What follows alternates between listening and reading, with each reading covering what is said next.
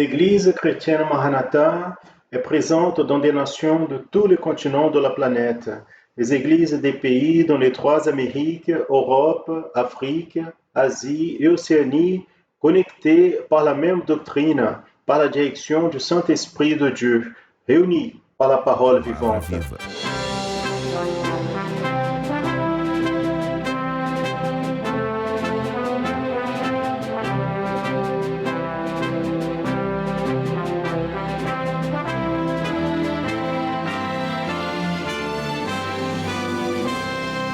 Les frères et sœurs de toutes les parties du monde participent d'un même culte, ensemble dans un même corps et dans un même esprit.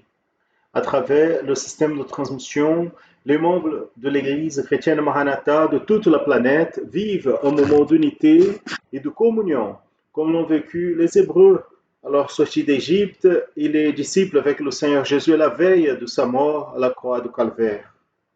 Des personnes de toutes les parties du monde sont touchées par l'Évangile éternel et par le message du retour imminent du Seigneur Jésus.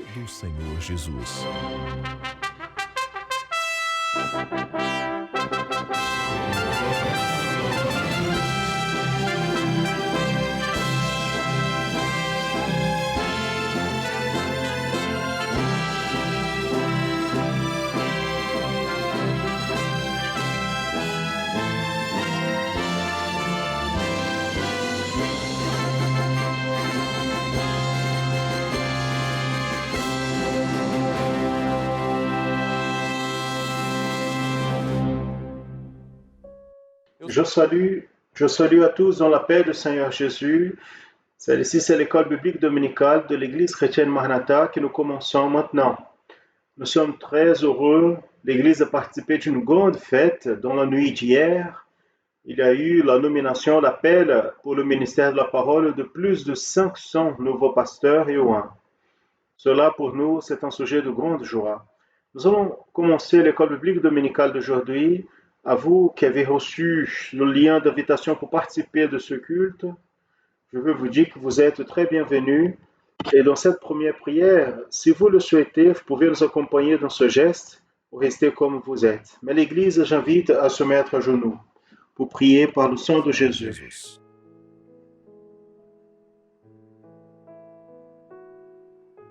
Seigneur, nous prions par le pouvoir qui est dans le sang de Jésus, en demandant au Père le pardon de nos péchés et la condition d'être dans ta présence. Nous savons que tu as un enseignement pour nous. Nous demandons que nos cœurs et pensées soient préparés pour recevoir cette bénédiction. Nous prions ainsi par le sang et au nom de Jésus. Amen. Tous peuvent s'asseoir. Nous allons louer le Seigneur maintenant. La lettre de la louange va apparaître à l'écran. Vous pouvez chanter au Seigneur, glorifier le Seigneur avec nous. Et dans la séquence de cette louange, le passager de Tigueiros va nous donner une parole d'introduction.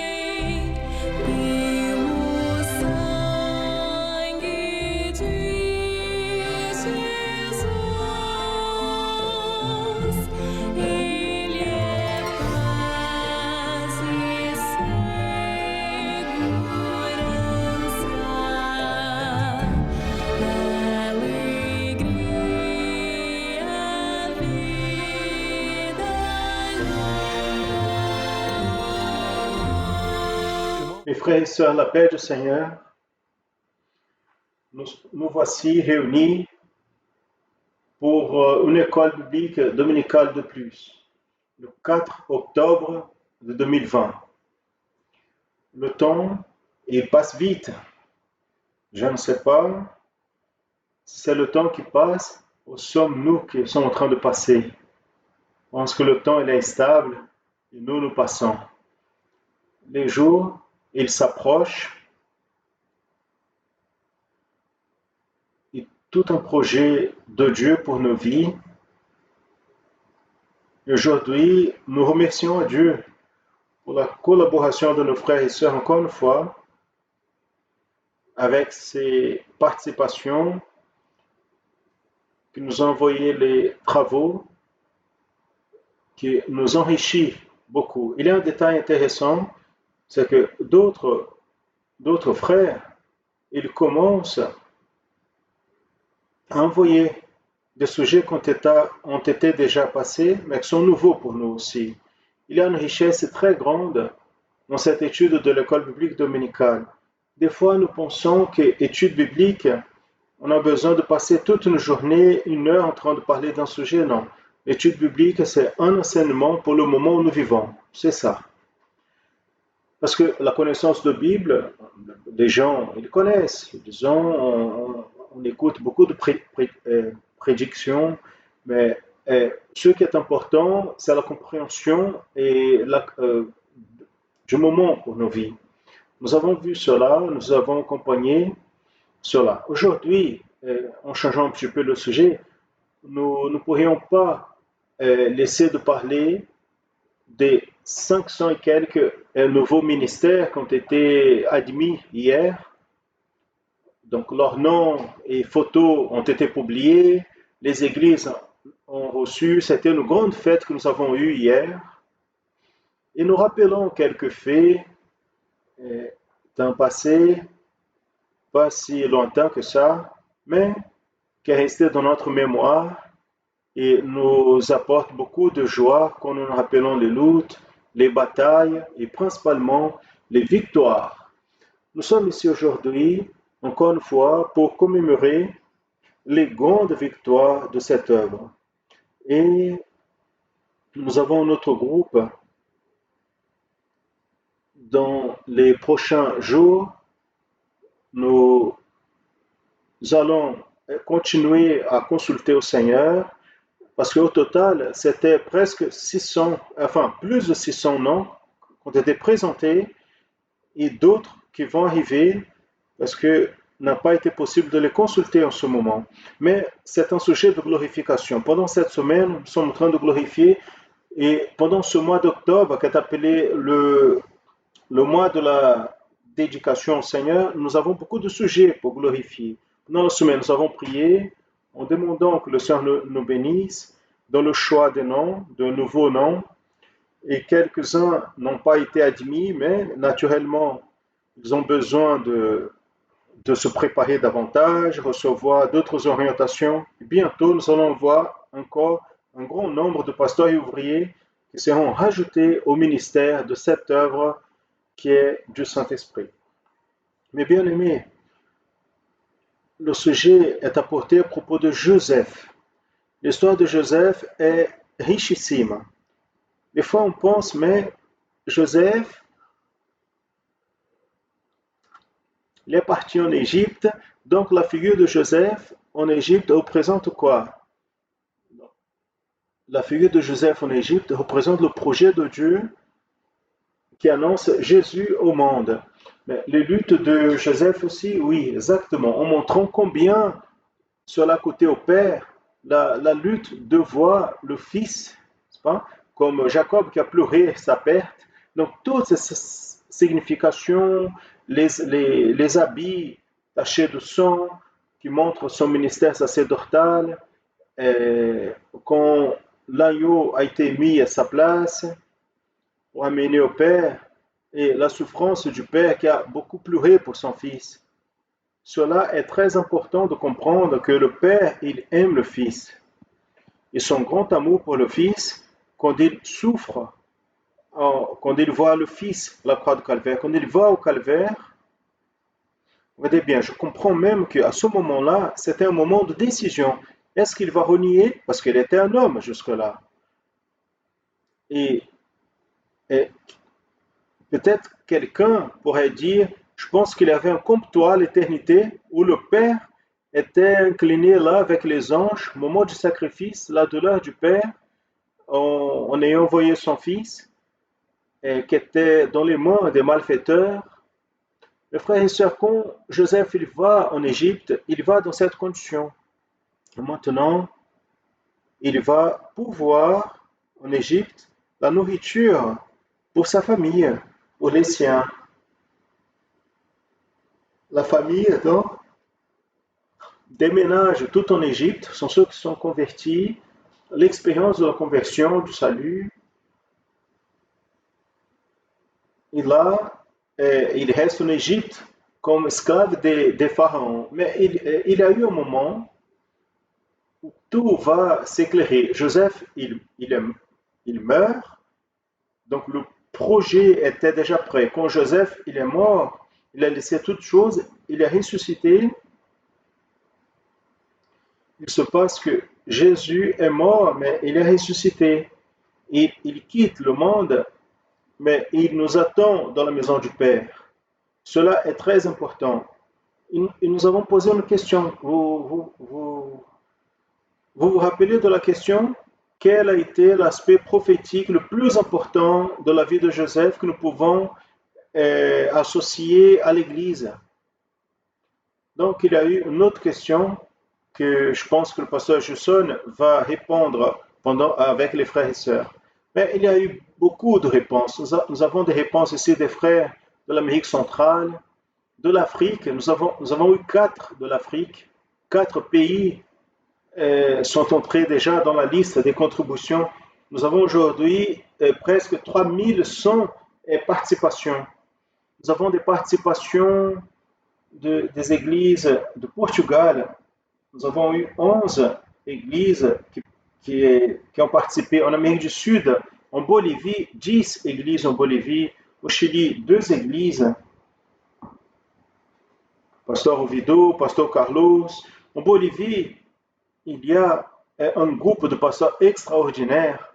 Juan Delgado, Arriscado, Del Pozo, une série de pasteurs là-bas. Des hommes qui sont intégrés avec nous dans cette bataille de compréhension, d'œuvre, de croissance et de doctrine, de savoir où nous sommes, d'où nous sommes partis et vers où nous allons. Ça, c'est très important, mes frères et sœurs. Cet ensemble, cette union, cette compréhension globale. Vous voyez bien que ce n'est pas une participation d'un pasteur qui prêche pour tout le monde, non. C'est l'Église qui prêche pour le pasteur. Le pasteur, c'est moi, dans le cas. Donc, les frères prêchent pour moi. Et ils prêchent les uns vers les autres. Donc, on s'unit dans un corps. C'est ça l'enseignement que l'œuvre a pour nous.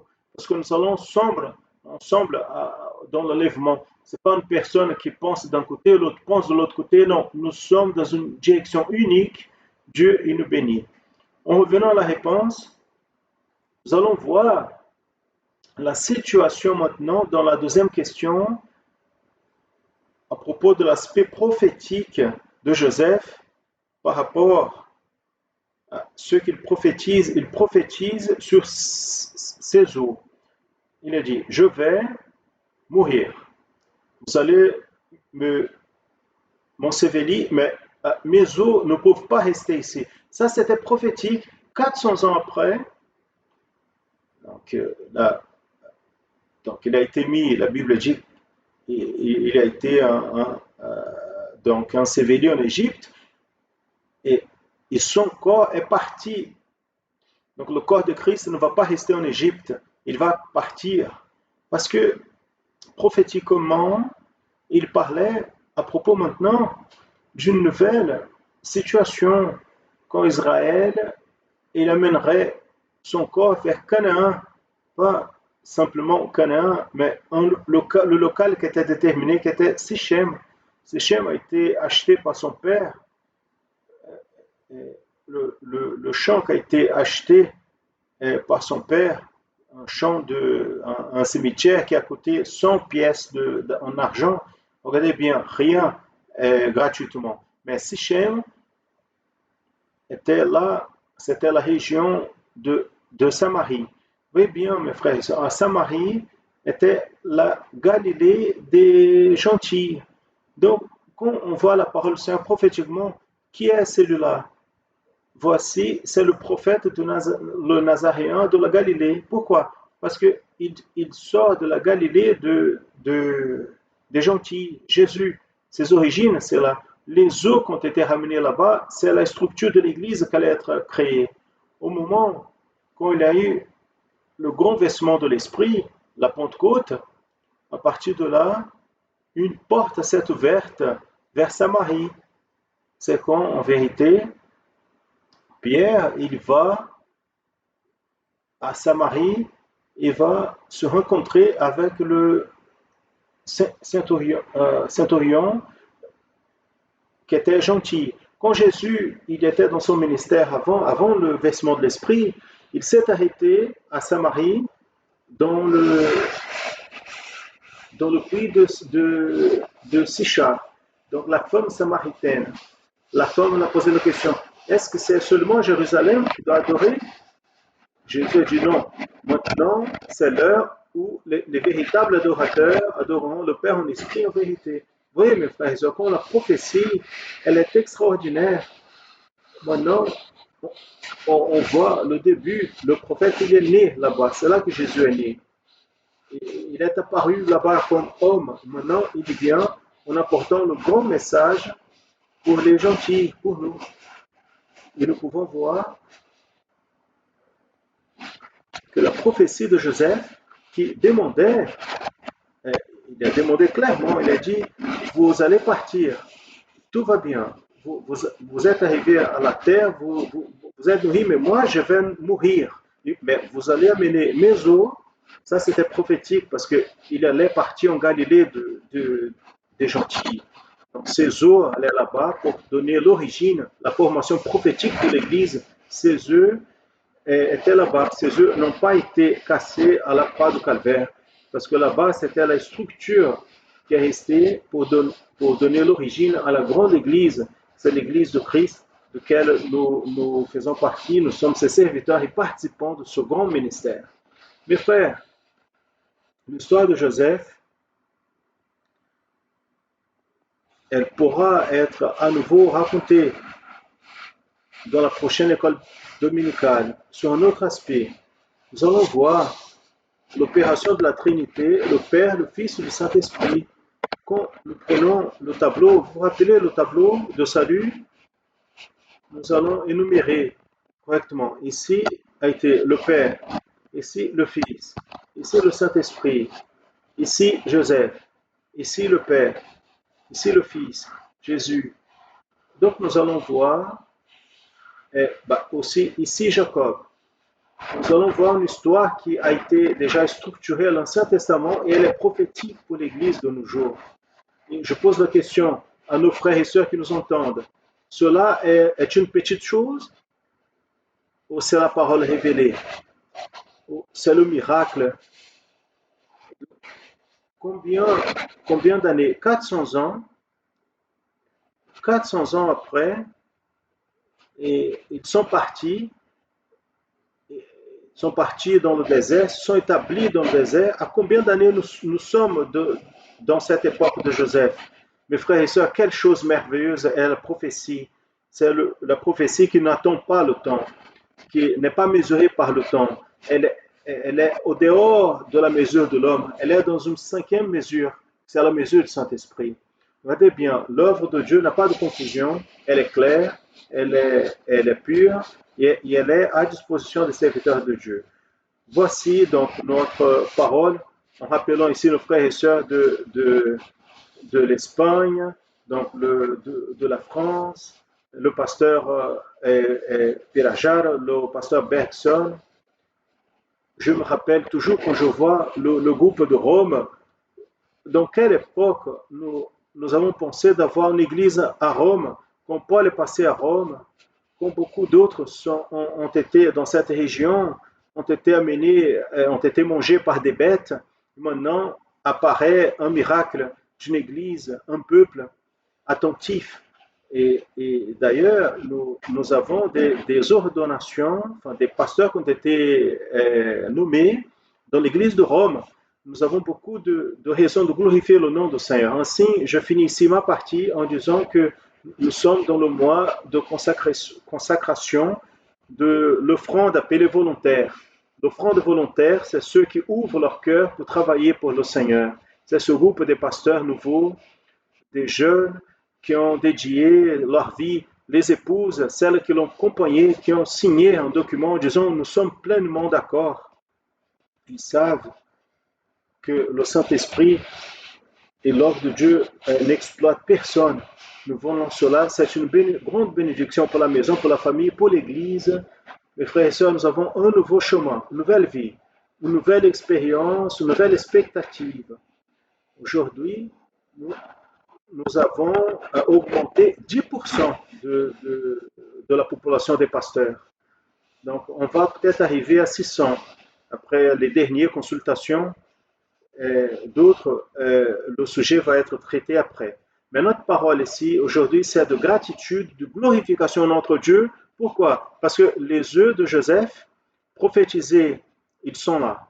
C'est la structure de l'Église fidèle, dans le pouvoir qu'il y a dans le sang de Jésus. Ainsi, je passe la parole au pasteur Jason pour donner la continuité à cette programmation de notre école biblique dominicale, en souhaitant à tous la paix du Seigneur Jésus.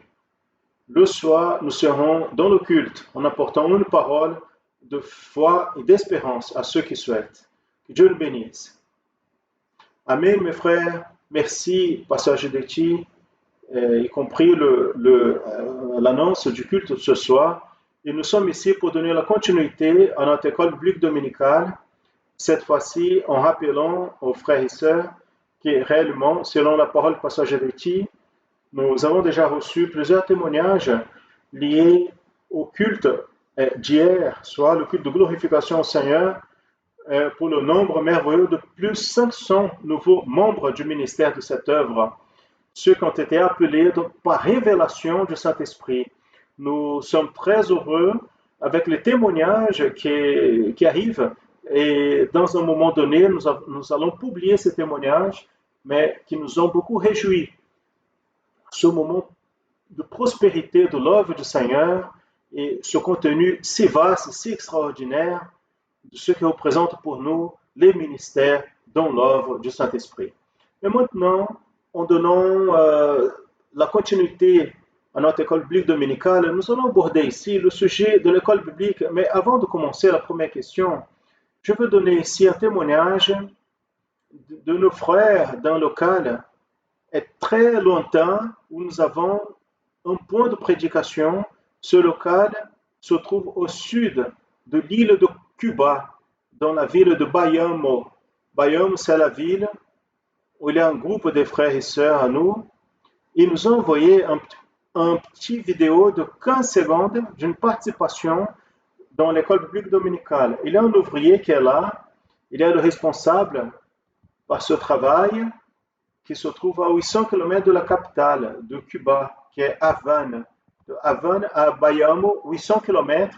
Le groupe de frères et sœurs qui participent de l'école biblique, comme nous allons voir, l'ouvrier responsable, il s'appelle Marien Rodriguez.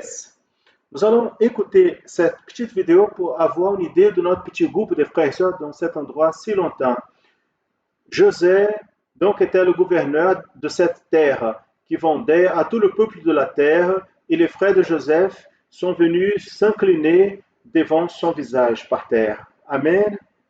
Quelle merveille! La participation dans notre école biblique dominicale, en participant, la question est liée à l'école biblique précédente, parce qu'elle travaille avec une semaine de retard.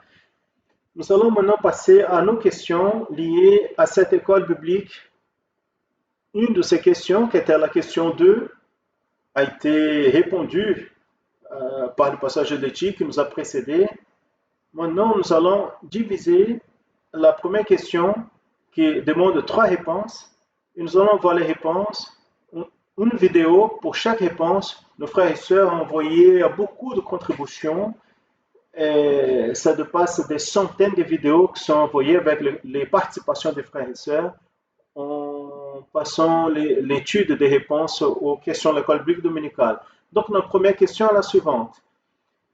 Citez 3 manifestations prophétiques de Joseph dans la figure de homme, la figure de sacrificateur et dans la figure de roi. Donc, ici maintenant, nous allons voir 3 réponses, 3 vidéos où les frères vont voir ces réponses. La première, nous allons recevoir de notre frère jeune, Vinicius Egidio. Il est du groupe de jeunes de l'église de Praia do Canto, Vitória, la capitale de l'État du Espírito Santo. Joseph, c'est la figure de l'Ancien Testament qui pointe vers le Seigneur Jésus comme homme. Et à cause de cela, les manifestations prophétiques sont nombreuses dans la vie de Joseph. Une, c'est le fait d'avoir démontré de l'amour vers ses frères, même en sachant qu'il avait trahi. Et nous voyons cela en Genèse 42, 24, quand Joseph il retrouve ses frères, il pleure devant eux. De la même manière, Jésus il a démontré de l'amour envers le peuple d'Israël, même en étant été trahi pour eux. Et nous voyons cet amour aussi dans la forme de pleurs en Luc 19, 41. Quand il entre dans la ville de Jérusalem, et quand il voit la condition spirituelle des personnes qui vivaient là-bas, il pleure. Très bien. Très bonne parole placée par notre frère. La question de pleurs de Joseph est liée à la lamentation du Seigneur Jésus quand il a pleuré sur la ville de Jérusalem ou sur le tombeau de Lazare. Il a pleuré. Le verset dit, Jésus a pleuré, Jean 11, verset 35. Il a très bien cité la réponse de ce côté humain de Joseph qui va s'accomplir aussi dans le Seigneur Jésus. Toute larme que le Seigneur Jésus a versée a été exactement par amour à nos vies, ainsi comme Joseph a pleuré pour amour à ses frères. Très bien placé. Passons maintenant à la réponse liée au sujet de la deuxième partie de notre question, qui est Joseph dans la figure de sacrificateur. Cette question viendra de Bolivie. Bolivie qui est en train de faire une excellente participation. Elle viendra de Bolivie à travers notre sœur Nahili Castillo. Et elle fait partie de l'église de Santa Cruz de la Sierra. Notre sœur va donner la réponse en langue espagnole. Nous pouvons voir dans le livre de la Genèse, chapitre 42, verset 19, qui dit « Si vous êtes des hommes honorés et que votre frère reste ici avec moi, allez vous et apportez la nourriture à votre maison. » Ici, nous pouvons voir que José nourrit ses frères, ce qui est prophétique aussi représente la nourriture spirituelle qui a été donnée à l'Église de la part du Seigneur à travers les pasteurs. Aussi, nous pouvons voir dans le livre de la Genèse 48 qui dit « Ils ont dit, nous avons eu des rêves et il n'y a pas qui puisse l'interpréter. » Alors, Joseph dit « Les interprétations ne viennent pas de Dieu, racontez-moi. » Ici, nous pouvons voir que Joseph montre le Seigneur comme omniprésent, omniscient, omnipuissant. C'est lui qui donne les révélations des rêves parce qu'il connaît toutes choses, il voit toutes choses. Aussi, nous pouvons voir dans la Genèse 41, 16 qui dit « Joseph répondit au Pharaon en disant il n'est pas en moi, Dieu sera celui qui va répondre à Pharaon. » Nous pouvons aussi voir que Joseph représente le Seigneur comme le souverain Dieu devant Pharaon. Cela parce qu'il reconnaît qu'il est seulement un instrument utilisé dans la main du Seigneur pour accomplir sa volonté. Très intéressant ce qu'elle a dit. Il commence à parler de Jésus comme sacrificateur. Il met en évidence sa condition comme celui qui a nourri ses frères. Il a pourvu la ressource de la nourriture à ses frères. C'est la position de Joseph par rapport à ceux qui sont venus en Égypte pour acheter du pain. Et Pharaon, donc, a mis Joseph comme celui qui pourvoit le pain. Il a utilisé ce pain pour pourvoir ses propres frères. Il a agi en faveur de ses propres frères. Elle a profité, elle a parlé aussi à propos de Joseph comme roi, mais c'est le sujet que nous allons voir de suite ici, dans la troisième partie de la réponse à cette question. c'est-à-dire des manifestations de Joseph dans la figure maintenant de roi. Dans la condition de roi, nous allons voir quand Joseph, dans la condition de roi, la réponse viendra d'une sœur dans la ville de Maringá, dans l'état du Paraná, au Brésil, Ana Carolina. Une des manifestations prophétiques dans la vie de Joseph comme roi, c'est que Joseph a été envoyé par Dieu à une terre étrangère et est devenu gouverneur de tout l'Égypte pour sauver ce peuple.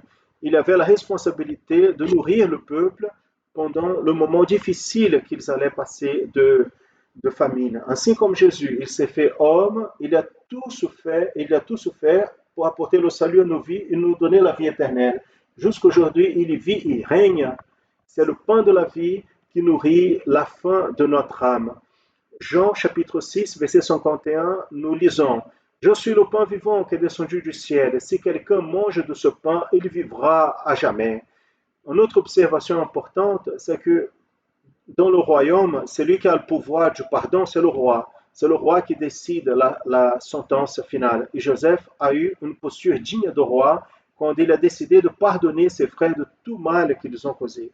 Ainsi comme le Seigneur Jésus, il est mort à une croix, il nous a pardonné, même en étant faible. La parole dit, venez à moi, vous tous qui êtes fatigués et opprimés, et je vous soulagerai. En Hébreux chapitre 8, verset 12, nous lisons, parce que je serai miséricordieux envers ses iniquités, et de ses péchés, je ne me rappellerai plus.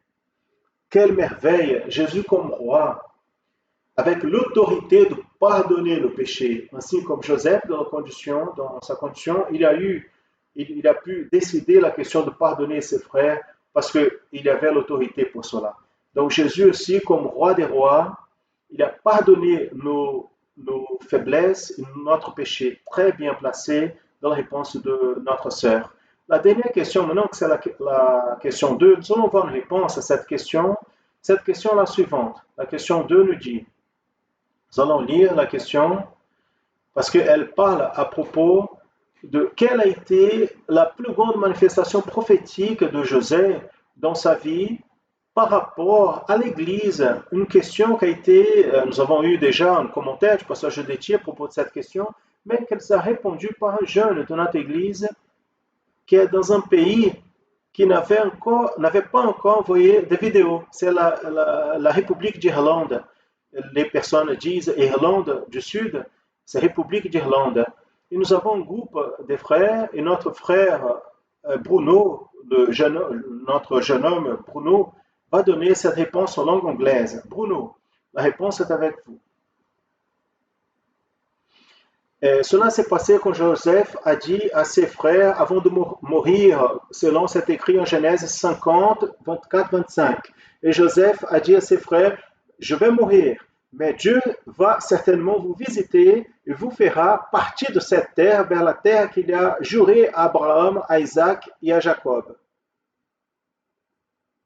Et Joseph a fait jurer ses frères, les enfants d'Israël, en disant, certainement Dieu vous visitera et vous ferez transporter mes eaux d'ici. Cela pointe vers le sacrifice du Seigneur Jésus, qui laisserait son Saint-Esprit pour conduire l'Église vers l'éternité. Donc notre frère, notre jeune homme de Dublin, la capitale de République d'Irlande, il a donné la réponse en lisant le texte de la Genèse 50, chapitre 24-25, cela s'est passé quand Joseph a dit à ses frères, avant de mourir, en disant à eux, je meurs, mais Dieu certainement vous visitera, vous fera monter de ce pays vers un pays qu'il a promis à Abraham, Isaac et Jacob. Et Joseph a fait assermenter ses frères en disant, certainement Dieu vous visitera, et vous ferez transporter mes eaux d'ici. Et le jeune homme a fini en disant, cela pointe vers le sacrifice de Jésus qui laisserait son Saint-Esprit pour l'Église afin de la conduire à l'éternité, ou vers l'éternité. Très bien placé par notre frère. Nous avons question de répondre à cette question en voix haute pour simplifier les frères ou des personnes qui nous regardent et qui éventuellement n'ont pas pu lire à l'écran à cause de taille de la police. C'est pour ça que nous reprenons cette dépense. Ainsi, nous finissons cette partie de l'école dominicale. Nous voulons maintenant donner une information aux frères et sœurs avant de prier pour nos frères et sœurs intermédiaires et adolescents. Nous voulons donner une information que nous allons, à partir du dimanche prochain, faire une pause au sujet de Joseph, comme la figure ou typologie du Seigneur Jésus à l'Ancien Testament. Nous allons entrer avec un sujet lié au mois que nous sommes en train de commencer maintenant, appelé le mois d'octobre. C'est le mois où nous commémorons, nous appelons le mois de la dédication. Avant, on l'appelait mois de l'offrande volontaire, ça ne concernait pas l'argent, mais c'est l'offrande personnelle au Seigneur. Et nous continuons à faire cette offrande de remise personnelle au Seigneur. Hier, en vue dans le culte, nous avons vu le nombre de ceux qui ont accepté parfaitement et ont mis leur engagement un vœu de foi à travers le ministère qu'ils ont reçu. Plus de 500 ministères ont été levés hier. Et ce qui nous a laissé émerveillés, comme le pasteur Gédéti a dit, c'est la position des épouses.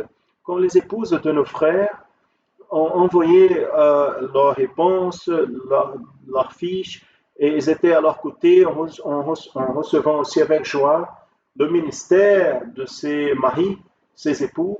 Donc ça, c'est de leur époux. On était très joyeux avec cela. Pendant le mois d'octobre, nous allons donc souligner le long de ce mois d'octobre, pas une commémoration historique d'une date, mais la commémoration d'un moment spécial dans l'histoire qui a été le moment de la réforme religieuse au XVIe siècle, où les doctrines ont été rééditées ou réaffirmées. Les doctrines des apôtres basées dans les mêmes doctrines que l'Église apostolique a vécues dans les jours des apôtres, qui était exactement donc la mise en évidence des 4 principes, la réforme religieuse, mais qui aussi sont les principes de notre salut, qui sont dans la parole du Seigneur, enseignés par les apôtres, qui est d'abord Jésus, le seul médiateur, après le deuxième, le libre examen des Écritures, troisièmement, le sacrificateur universel du chrétien, et quatrièmement, la suprématie de la foi sur les œuvres. Donc notre question va être passée à la fin de cette école biblique par le pasteur Jésias, et ces questions vont être liées à ce sujet. Et par coïncidence, ce mois d'octobre aussi, nous avons la bénédiction de commémorer le mois où l'œuvre du Saint-Esprit, elle a commencé parmi nous. Les premières expériences avec l'œuvre du Saint-Esprit étaient pendant le mois d'octobre.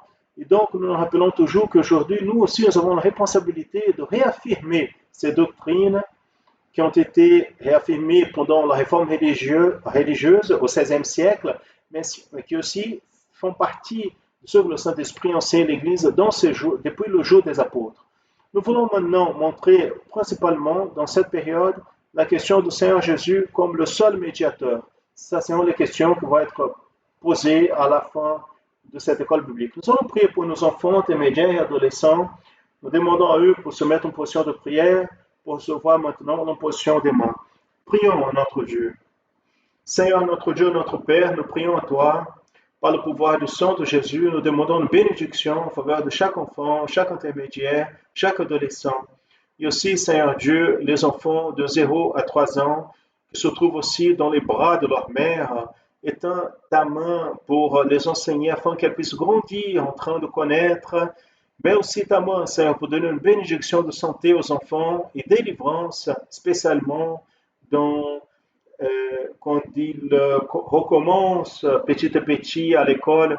Seigneur, étends ta main pour donner la délivrance de toute contamination. Nous prions pour tes servantes qui sont enceintes, tu puisses bénir les enfants qui sont engendrés dans le ventre de tes servantes.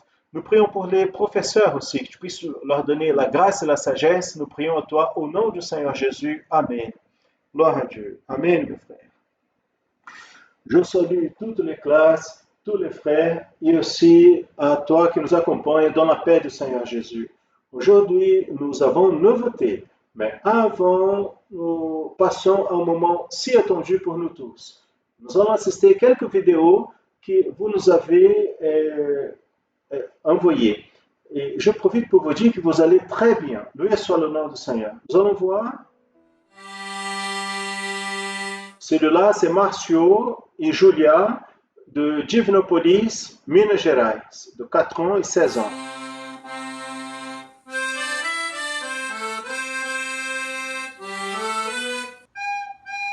Celle-là est Kezia de Vitória, Espírito Santo.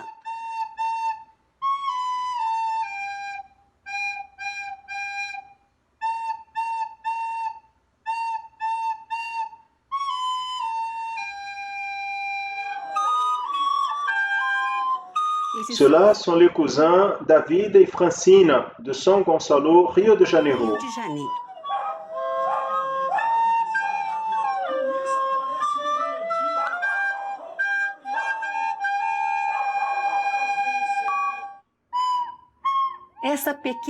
Cette petite est Valentina Peredo, de 4 ans, Santos, São Paulo.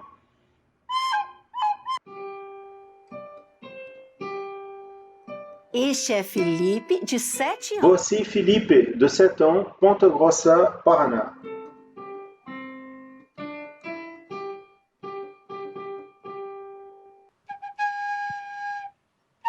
Luísa da Silva Biscardi. Luísa Biscardi, Tramandaí, Rio Grande do Sul.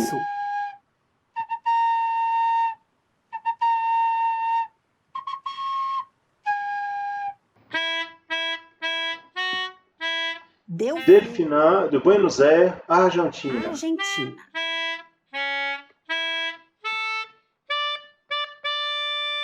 Gloire à Dieu. Mais quelle sera la nouveauté? Nous avons déjà appris de manière simplifiée quelques louanges dans les instruments choucalou, demi-lune, flûte, l'harmonica, et maintenant nous allons apprendre à la guitare. D'une manière simple et objective, nous allons connaître un peu sur cet instrument. Donc la guitare, c'est un instrument de cordes avec une boîte généralement construite en bois qui génère une acoustique qui facilite la propagation du son. Nous allons voir les parties de la guitare. Ici, nous avons la tête. Celui-là, c'est la pestana. Nous avons les cases ici. Ça, ce sont les tresses. Ici, nous avons le bras de la guitare, appelée la bouche, la partie derrière et la boîte. Maintenant, nous allons connaître les cordes de la guitare. La guitare a 2 types de cordes, en nylon et en acier. Nous commençons à compter les cordes de la plus fine vers la plus grosse. Nous appelons la plus fine de première corde. Donc, nous avons Mi pour la première corde, la note Si dans la deuxième, Sol dans la troisième, Ré dans la quatrième corde, La dans la cinquième corde et Mi dans la sixième corde. Afin de pouvoir jouer cet instrument, nous allons apprendre sur les accords. Regardez, quelle merveille. Vous connaissez déjà notre cahier de chant avec les notes, avec les accords? Celle-là, c'est du niveau 1. Elle a tous nos chants avec la cifre. C'est quoi la cifre? Cifre, c'est un système de notation musicale utilisé pour indiquer à travers les symboles aux lettres les notes, les accords à être exécutés par un instrument musical. Observez, les chiffres sont au-dessus de la ligne, de la lettre, de la louange. Donc, séparez votre instrument pour l'étude prochaine. Nous puissions apprendre la louange. Viens vers le milieu. À tous la paix du Seigneur.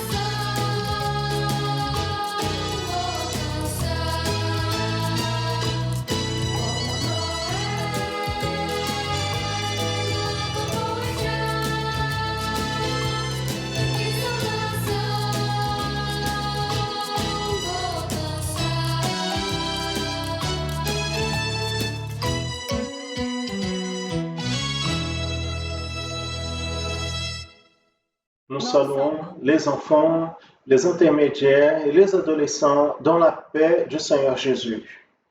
La thématique aujourd'hui de notre étude, c'est la prophétie de Joseph. Et j'invite à vous de lire avec moi le texte de la parole de Dieu qui se trouve dans le livre de la Genèse au chapitre 50, verset 24. Et Joseph a dit à ses frères, « Je meurs, mais Dieu certainement vous visitera et vous fera monter de cette terre vers un pays qu'il a juré à Abraham, à Isaac et à Jacob. » La prophétie, c'est un mot qui vient de la part de Dieu pour nous. C'est un message qui vient de la part de Dieu pour nous à propos de ce que personne ne sait et qui va encore se passer. La prophétie, plusieurs fois, vient pour nous corriger afin que nous puissions être plus proches de Dieu. Mais la prophétie aussi, elle peut être une consolation, une parole d'espérance pour le peuple de Dieu. Nous avons déjà appris que Joseph était un fils de Jacob.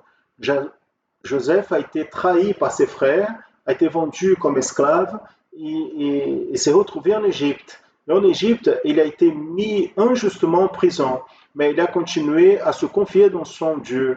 Et Dieu l'a exalté. Joseph, il a été élevé à gouverneur d'Égypte. Et dans ce temps, il a eu une grande famine sur le peuple de la terre. Et Joseph était celui qui avait la solution pour la famine de ce peuple. En Joseph, il avait la nourriture, comme en Jésus aujourd'hui, il a la nourriture pour notre âme. Les frères de Joseph, ils sont allés en Égypte, ils sont allés à la recherche de la nourriture. Et quand ils ont appris que Joseph était vivant, toute la famille de Joseph, son père, ses frères, sont venus habiter en Égypte et ont été soignés par Joseph. Quand le père de Joseph est mort, ses frères étaient préoccupés, ils avaient peur. Maintenant, Joseph, il va se venger de nous, de tout ce que nous avons fait avec lui. Mais la posture de Joseph n'a pas été celle-là. Joseph leur a pardonné. Joseph a consolé leur cœur en disant, moi, je vais vous souvenir à votre besoin. Vous, vos enfants, Joseph a eu une parole d'encouragement et de consolation envers ses frères. Avant sa mort, Joseph aussi a appelé ses frères et leur a rappelé une prophétie de la part de Dieu. Joseph leur a dit, je vais mourir, mais certainement Dieu va vous visiter, il vous amènera vers la terre qu'il a promis à nos pères, Abraham, à Isaac et à Jacob. Joseph, il était en Égypte, mais son cœur n'était pas dans les richesses d'Égypte. Il savait que là, ce n'était pas sa place, n'est pas la place de son peuple. Joseph savait que Dieu avait une promesse. Joseph se confiait dans cette promesse. Et cette promesse a consolé le cœur de ses frères. Les enfants, qu'est-ce que nous avons appris avec cette histoire? Intermédiaire et adolescent, la figure de Joseph est un type du Seigneur Jésus. Jésus, avant sa mort, il a réuni ses disciples et a dit à eux, ne soyez pas tristes, croyez au Père et croyez en moi aussi. Jésus, il était en train de dire qu'ils avaient besoin de se confier en Dieu. Et Jésus leur a fait une promesse. Je vais vous préparer des habitations. Je reviendrai, je vous ramènerai au ciel. De la même manière que le peuple d'Israël a été délivré d'Égypte et la prophétie de Joseph s'est accomplie, la prophétie du retour du Seigneur Jésus aussi s'accomplira en nous. Nous attendons le Maranatha, le jour où Jésus viendra de le nuage, il nous ramènera de ce monde pour habiter avec lui au ciel. Cette Égypte, ce monde que nous vivons de tristesse, ce n'est pas notre place. Notre terre, notre patrie, c'est Jérusalem céleste. Joseph a dit, certainement, il vous fera monter. Aujourd'hui, nous vivons cette même certitude parce que le Seigneur Jésus, il a dit en Apocalypse, c'est lui qui testifie ces choses, dit, certainement, je viens bientôt. Oh, viens, Seigneur Jésus. Alléluia. Ça, c'est l'espérance de notre cœur. Jésus vient nous chercher. À tous, la paix du Seigneur Jésus.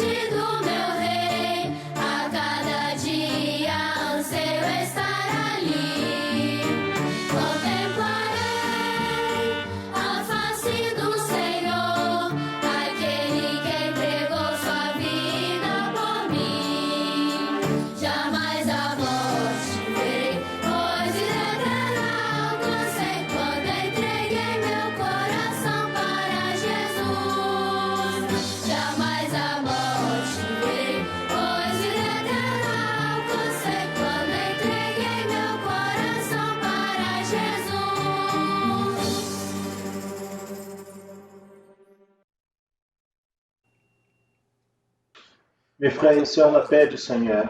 Nous sommes joyeux, nous sommes très contents de ce que le Seigneur il fait dans son œuvre, il fait parmi nous. L'expérience de la nuit dernière, nous sommes en train de recevoir beaucoup d'informations de toutes les parties du Brésil et de l'étranger, de comment ce culte a marqué nos vies, a marqué l'histoire de l'Église. Tant d'expériences vécues dans les églises où les frères ont été appelés pour le ministère. Quelle chose merveilleuse nous vivons. Et nous allons maintenant passer, nos frères et sœurs, les questions pour la prochaine semaine. Et en soulignant ici ce que le pasteur Justin a dit. Nous sommes maintenant en train de traiter pendant ce mois d'octobre sur les thématiques liées à la réforme du XVIe siècle. Et vous êtes invités à participer avec nous dans l'étude et dans le profondissement de la compréhension de cette expérience, ce qui prophétiquement pointe vers nous. Passons à la prochaine question. La première question pour la semaine prochaine se trouve ici au tableau.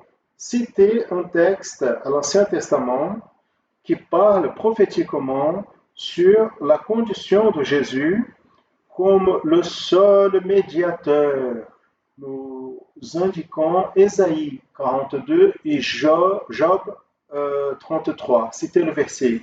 Citez un texte, vous allez citer un texte à l'Ancien Testament, un texte qui parle prophétiquement sur la condition de Jésus comme le seul médiateur.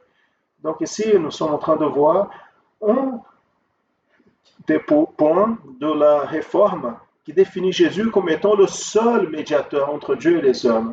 Ici, il y a une indication.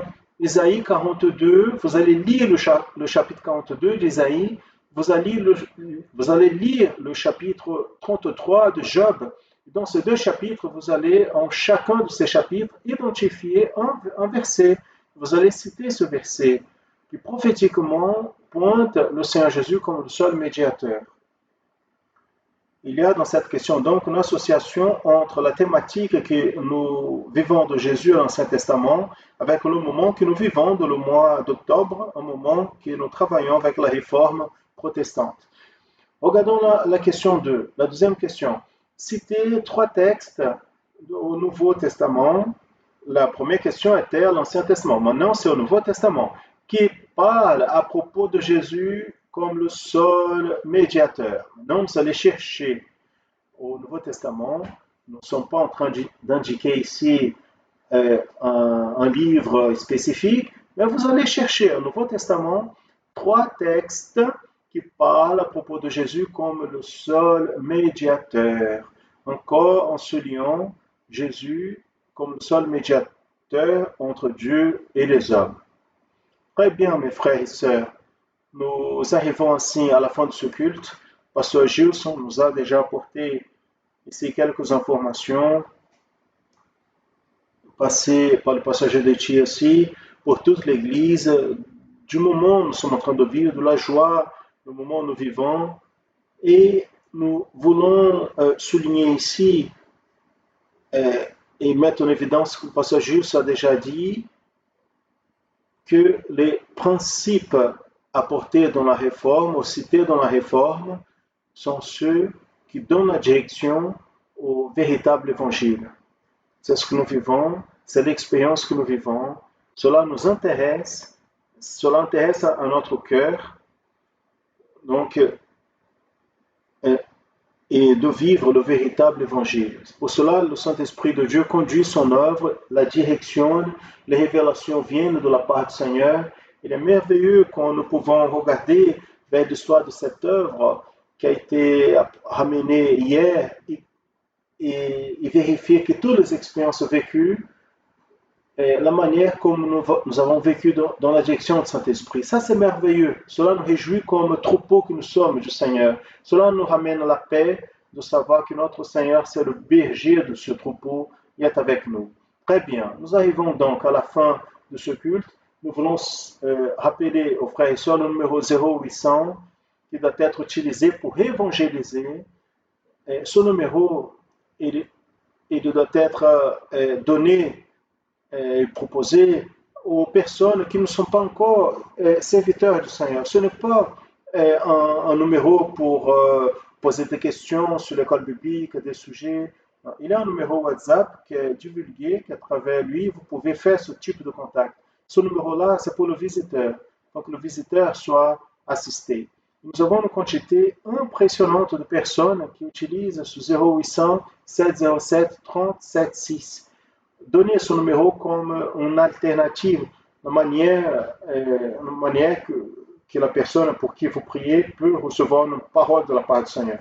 Vous pouvez nous suivre aussi dans les réseaux sociaux. C'est très important parce que dans les réseaux sociaux, nous avons une manière rapide de nous communiquer avec les frères et sœurs, de parler aux frères et sœurs, de donner les annonces. Par exemple, dans les réseaux sociaux, il y a une annonce à propos de 5 capitales brésiliennes, Belo Horizonte, Rio de Janeiro, São Paulo, Recife, Fortaleza. Dans ces 5 capitales, la promotion en annonçant l'évangile éternel d'aujourd'hui sera à 15 heures, mais seulement dans ces 5 capitales. Cela se trouve dans nos réseaux sociaux. Si vous nous accompagnez, depuis hier, vous avez eu déjà cette information pour vous organiser pour assister à la promotion en annonçant l'évangile éternel cet après-midi. À part ces 5 capitales, São Paulo, Rio, Belo Horizonte, Recife et Fortaleza, vous pouvez assister à la programmation à 14 heures normalement. Demain sera déjà distribué, comme tous les lundis, le bulletin d'information qui est transmis, divulgué et partagé via WhatsApp et aussi dans le site de la Radio Manaïm pour tous les frères et sœurs, les pasteurs. Si demandez à votre pasteur parce qu'il a reçu. Cela va être partagé demain dans nos réseaux sociaux. Vous pouvez avoir accès aux informations du bulletin. Très bien. Nous allons maintenant prier, mettre sur l'autel Seigneur notre culte ce matin. Seigneur, nous te louons, nous te remercions, Père, parce que les grandes choses que tu fais pour nous. Notre joie est grande en ce moment. Seigneur, et qu'elle ne quitte plus notre cœur, qu'elle puisse continuer à nous conduire, ton peuple, ton Église, dans ce moment festif et de grande victoire. Nous demandons que tu puisses recevoir sur ton autel le culte de ce matin, notre adoration et glorification pour ton enseignement, pour la direction de ton Saint-Esprit. Maintenant, nous demandons, ramène-nous en paix. Continue à agir dans nos vies le long de toute cette journée en nous préparant pour encore une fête dans le culte du soir. Nous demandons ainsi en ton nom, nous disons que la grâce merveilleuse de notre Seigneur et Sauveur Jésus-Christ, l'amour de Dieu notre Père éternel, les douces, saintes et éternelles consolations du Saint-Esprit puissent reposer sur vous, frères, sur tout le peuple de Dieu, depuis maintenant et pour toujours. Amen. Gloire à Dieu. Nous rappelons, frères et sœurs, d'ici peu à 20h au Brésil, nous allons voir la transmission d'un nouveau culte d'adoration au Seigneur par notre canal YouTube. Vous pouvez envoyer l'invitation. Naturellement, nos églises vont fonctionner à 19h avec les soins que tout le monde connaisse. À tous, la paix du Seigneur Jésus.